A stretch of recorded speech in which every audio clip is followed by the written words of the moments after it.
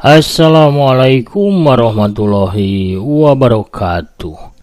Sampurasun mitra kaum dangu baraya kidagaro spesial di mana wae ayana para mancower mancomania salam dunya. Kumaha daramang sadayana? Alhamdulillah upami daramang manya mugi-mugi wae sadayana tetep aya dina panang tayungan Allah taala dipaparinan kesehatan lahir sinareng batin.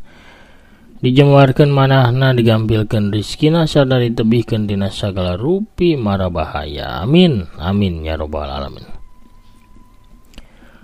Rieuh deui pamirsa dina dongeng lalakon Raden Wiguna Wijaya Saktinya. Ieu dongeng teh karangan Aki Nyalira didongengkeun oge ku Aki.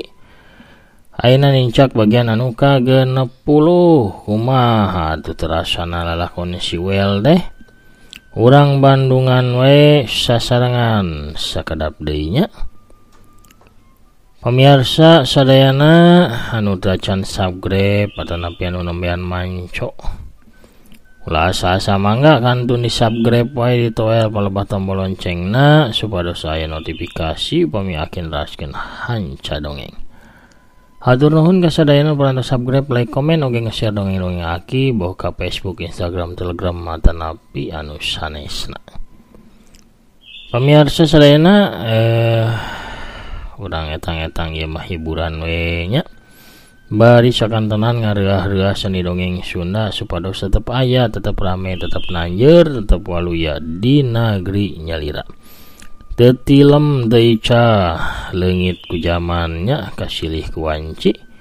Mugi-mugi tetep waluya.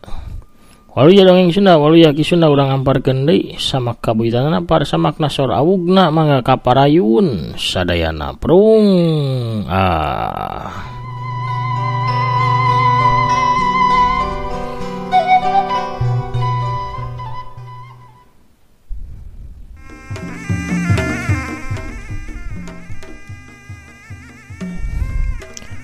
Kocapkeun Mbah Mardali anu ditarajang ku Prabu Simogarang.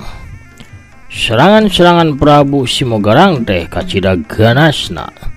Kukuna anu paranjang kawas 10 seseugeut peso anu ting sariet rek ngarecah awakna Mbah Mardali.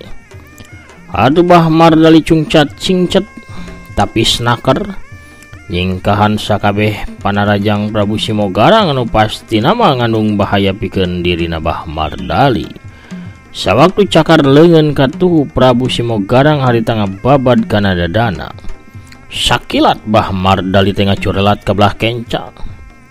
Bari jeung poosna sabetan cakar Prabu Simogarang. Mbah Mardali gancang ngajojokeun peureub katuhuna ngarah kana puceuli Prabu Simogarang. Hiuk jabrod. Dina sangkaan Mbah Mardali mah pastina musuhna teh nyolontod atawa namru. Tapi kanyataanana Prabu Simogarang awakna kuat kacida, sakitu dihancas satakar tanaga ku Mbah Mardali.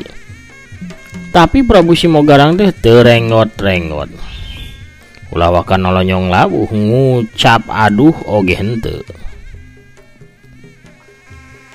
Prabu Simogarang kalahkah malik berinyanggerengan ka Mbah Mardali. Katingali sihungna nu sareukeut ranggeteng matak sawan pikeun lawan. Hiuk so. Cakar leungeun kencana ayeuna mangababad kana tak-tak Mbah Mardali. Mbah Mardali harita gancang ngalabuhkeun manehna ngagerentel ka handap. Dua sukuna ngarampid sakaligus kana suku Prabu Simogarang tapi musuhna teh lain labuh. Kalah ka sukuna Mbah Mardali anu karasa nyeri. Sabab karasana pikeun Mbah Mardali mah manehna kawas ngarengkas hiji patok beusi anu kacida teuasna.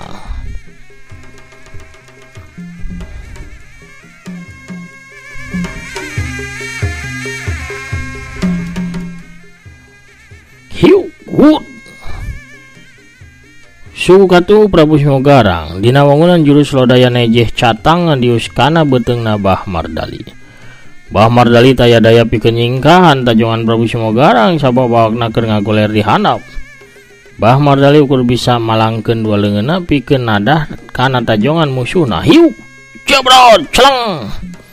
awak Bah Mardali teh meclang tarik satuluyna kukulitikan dina ubin keraton. Sanajan awakna meclang tapi beteng Bah Mardali salamat, ukur 2 pigelang leungeun anu karasanya nyautan. Bah Mardali nguniang hudang manehna masang kuda-kuda anyar bari gugupai ka Prabu Simogarang. Hai lo bade lewas ya deh. Di putaran si ayeuna mah. Prabu Simogarang luncat. Manehna mendakeun jurus lodaya nekuk mangsa. 2 leungeunna ranggah kukuna anu lalancip sareukeut rek dipake nekuk awakna Bah Mardali. Bah Mardali gancang ngawangun jurus caringin rungkad awakna teh ngalempai ka tukang kawas anu rek rubuh. Awak Prabu Simogarang liwat di saluhureun awakna Bah Mardali. Ningali ke kemplong musuhna lowong gancang Bah Mardali ngadiuskeun pereup ka tuhuna bari dieu sisa pinuhna tanaga jero. Hiu jeruk juralit kalayang celek. Prabu Simogarang awakna ngajuralit tapi tetap ajak nincak lemah. Teu kadenge sora atawa sora aduh. Jejauheun ngagoak mah tina bahamna. Bener-bener nandakeun yen badana teh teu mempan ku paneungeul alias waduh. Edan sugan teh teu kuat kieu raja maung teh geuning si horeng teu neurak diteungeul ge.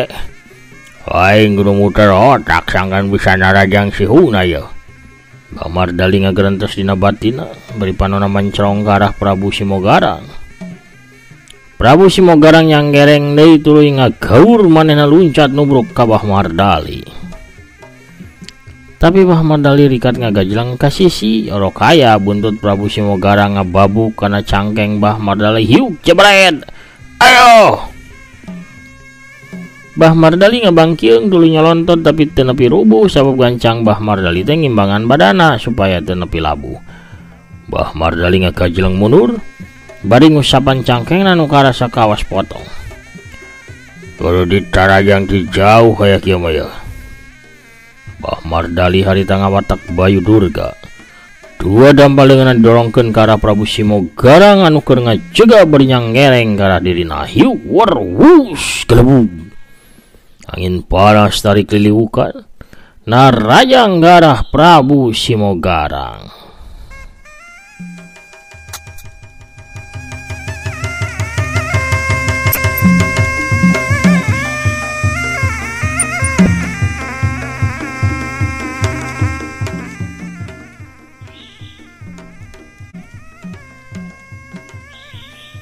Tapi nu ditarajang ukur ngagerem bari nolak cangkeng.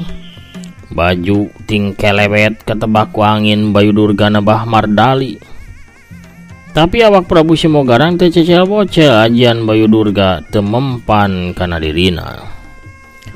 Bah Mardali olohok bengong ningali ajianana ngan kawas angin niup bandera. Teu aya ngaruhna naon-naon kanu jadi musuhna. Dan si Simogarang dia bener-bener tangguh ya. Keur ngahulang kitu katingali Prabu Simogarang ngagaur bari mentangkeun 10 kukuna ka arah Bah Mardali. Kawas pasar anu ngablesat tina sumpitna.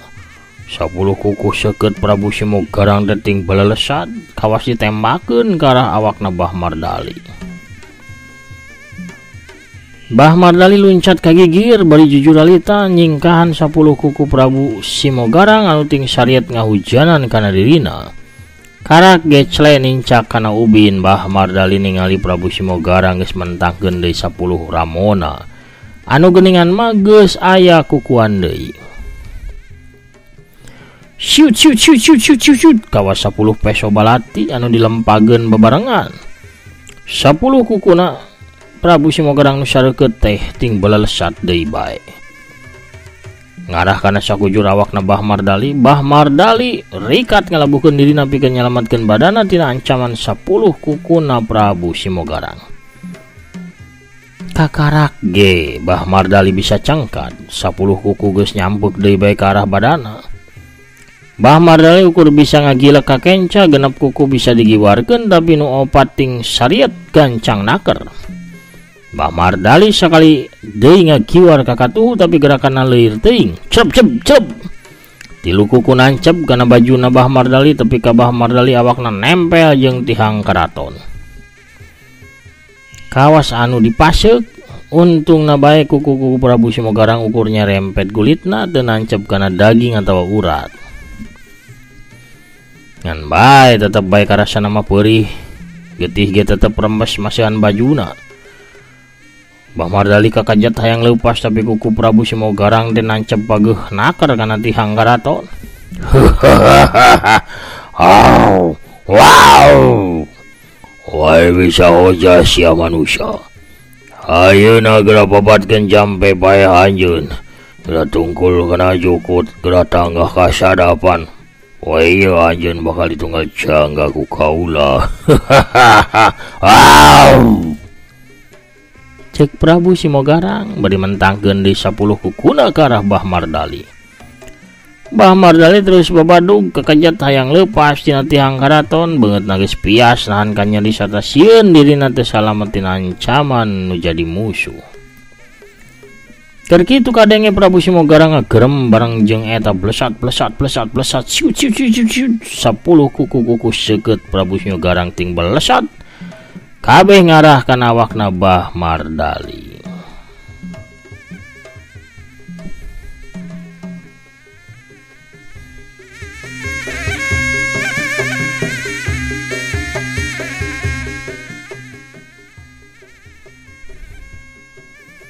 Mbah Mardali ukur bisa meremkeun panonna geus pasrah sumrah kana nasibna.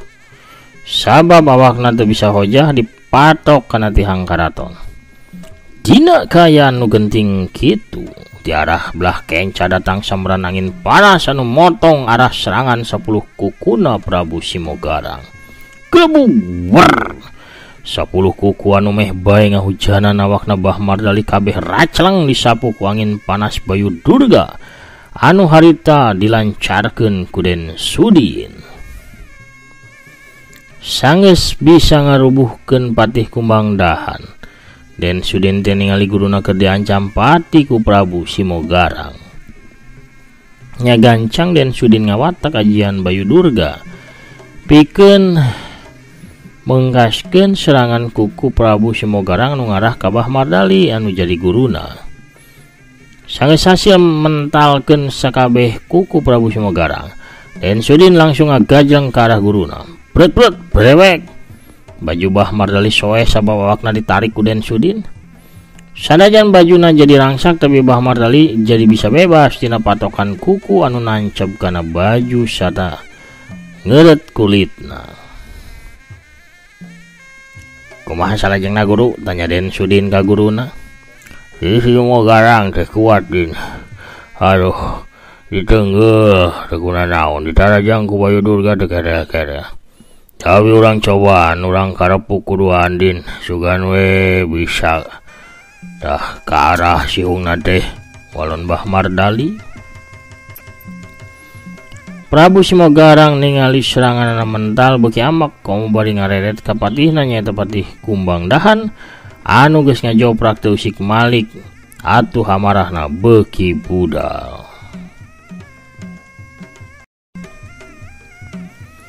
Bari ngagaur tarik Prabu Simogarang harita mentangkeun di kuku-kukuna blesat siut 10 kuku sareukeut teh saseukeut peso balati ting balelesat deui bae. Nu 5 mah ngarah ka Mbah Mardali sedengkeun nu 5 deui mah ngarahna ka Den Sudin. Mbah Mardali nyabut bedaugna satuluina diputarkeun ngubeng sebat di hareupeun awakna pikeun nadah serangan kuku Prabu Simogarang. Hiu kiu wut war.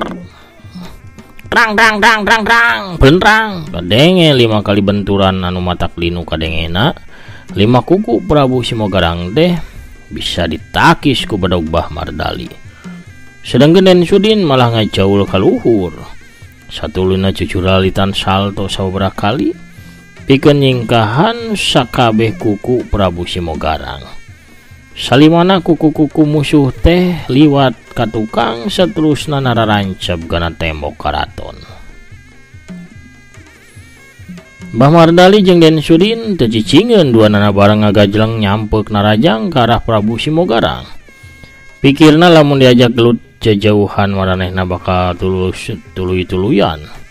Dihujanan ku pasar kuku Prabu Simogarang bari jeung hese pikeun Mbah Mardali sarta Den Sudin supaya bisa narajang ke arah sihungna Prabu Simogarang.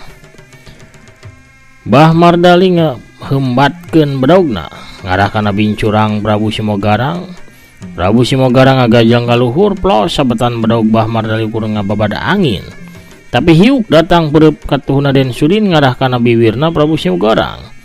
Prabu Simogarang gancang ngalabuhkeun dirina ka tukang bari ngababukeun buntutna kana pigeulangna Den Sudin. Hiuk bret.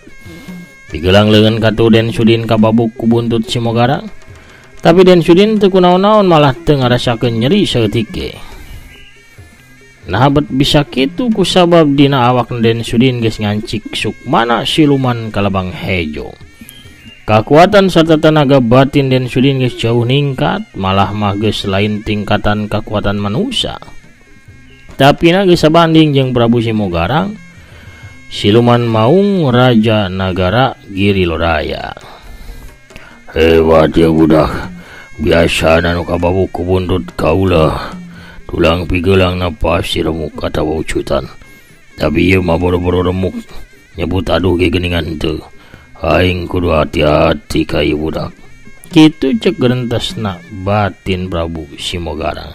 Sabab kakara-karita manehna manggih lawan bisa nahan kekuatan buntutna. Keur kitu hiuk datang deui sabetan bedog Mbah Mardali rek narok sirahna Simogarang. Prabu Simogarang sakilat ngagajang ka tukang plos sabetan bedaug Mbah Mardali poos ukurnya bet tempat kosong. Tapi na Mbah Mardali ngarubah arah bedaugna jurus ngababad mega ngabongkar jagat dipetakeun. Arah bedaug anu tadina ngababad ka handap ayeuna nyorocos ngarah kana kelekna Prabu Simogarang. Prabu Simogarang teleh gesit manehna ngagaur bari gancang ngajuralit ka tukang sababaraha kali. Saterusna nyebrut maju deui bari ngahembatkeun peureupna ka arah dadana Mbah Mardali. Mbah Mardali anu leungiteun musuhna teu nyangka lamun musuh balik narajang, manehna teu kaburu ngagiwar atawa nakis hiuk. Dua jengkal deui peureub Prabu Simogarang rek karujadkeun tulang iga Mbah Mardali. Ngadadak digigir ngablesur peureub katuhna Den Sudin hiuk tes peureub Prabu Simogarang dipapag ku peureupna Den Sudin. Den Sudin kadorong dua lengkah ka tukang sedangkan Prabu Simogarang ngajuralit ka tukang aya kana 5 lengkahna. Bener-bener ya budak, mibana tenaga jero anu hebat, kakara kaing manggih lawan sahebat ayeuna yeuh. Prabu Simogarang ngabatin dina hatena.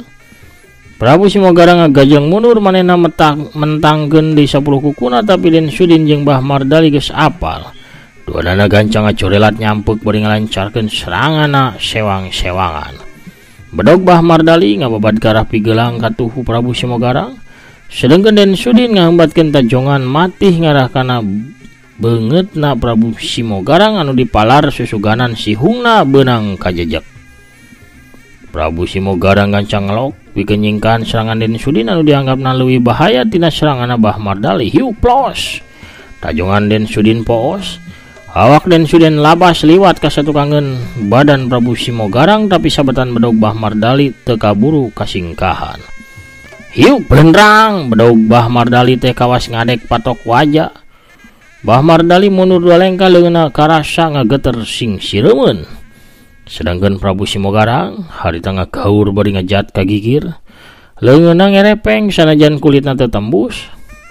Tapi nakadekan bedog Mbah Mardali teh karasa panas tur linu. Sabab bedog anu dicekel ku Mbah Mardali lain bedog samanea, tapi bedog pusaka warisan tinu jadi guruna.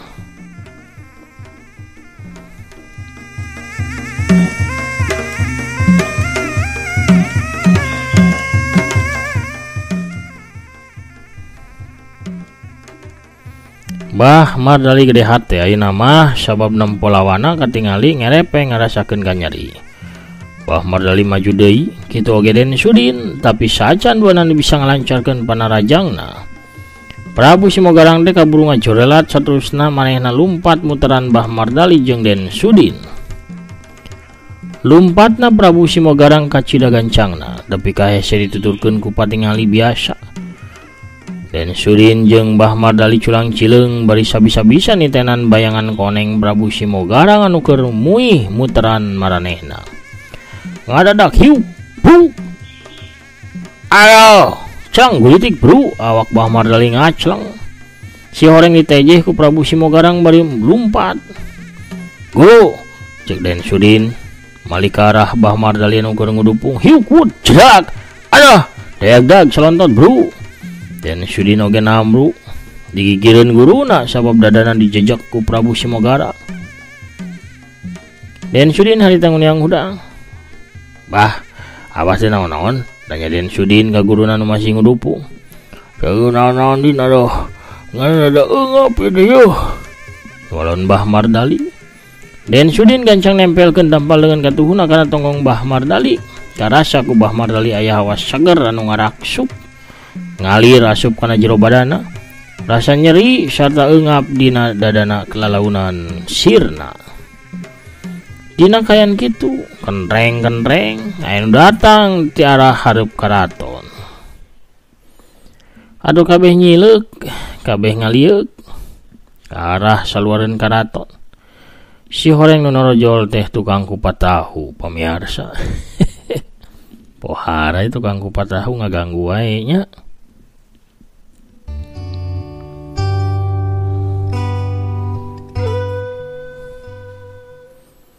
Kuno rojolna tukang kupat tahu urang cekapkeun heula pamirsa dongengna dugi ka dieu. Lalampahan siwel dina lakon Raden Wiguna Wijaya Sakti bagian anu ka-60. Cag urang tenden heula dihandeuleum sieum gesan sampeureun. Urang tunda heula dihanjuang siang gesan alaeun urang sampeureun di bagian anu salajengna. Hatur nuhun ka sadayana para mitra kaum dangu nu parantos satya manco satya ngadangkeun oge ngarojong kana dongeng-dongeng aki. Salam baktos ka sadayana, mugi-mugi sadayana dina panangtayuan Allah taala dipaparenan kasehatan. Jembarkeun manah ditebihkeun balai oge dilancarkeun sagala rupi urusanana amin. Pamirsa sadayana sakitu heula panginten anu tiasa kapihatur sonten ieu. Aki namit pungkur heula. Assalamualaikum warahmatullahi wabarakatuh. Permios cagah hanca.